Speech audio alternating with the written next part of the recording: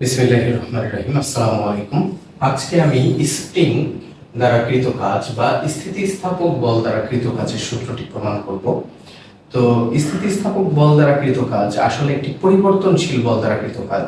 আর আমরা পরিবর্তনশীল বল দ্বারা কৃত কাজের সূত্রটি একটি পর্বে শিখিয়েছি, সেটি ইন্টিগ্রেশন করে বের করতে হয় এবং কেন বের করতে হয় সেটা নিয়েও ওই পর্বে আলোচনা করা হয়েছে। সেটা হচ্ছে W = integration of f into s, বা স্মরণ যদি x হয় তাহলে dx, f ইনটু dx, যেখানে x1 থেকে x2 পর্যন্ত হচ্ছে ইন্টিগ্রেশনটা করতে হবে। x1 টা তাহলে কি, আমাদের একটা স্প্রিং ধরেন এই রকম অবস্থায় আছে, এটাকে আমরা টেনে এরকম লম্বা অবস্থায় নিয়ে গেলাম।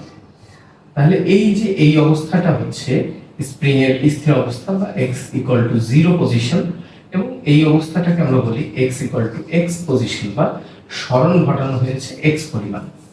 তাহলে আমরা যদি বলি এটা 0 থেকে x1 এর মান হচ্ছে 0 এবং x2 এর মান হচ্ছে x, এখন আমরা এটাকে ইন্টিগ্রেশন করব।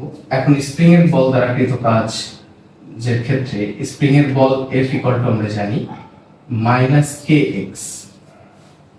এখন ইন্টিগ্রেশনের মধ্যে আমরা -kx বসিয়ে দিতে পারি ইনটু dx, 0 থেকে x পর্যন্ত।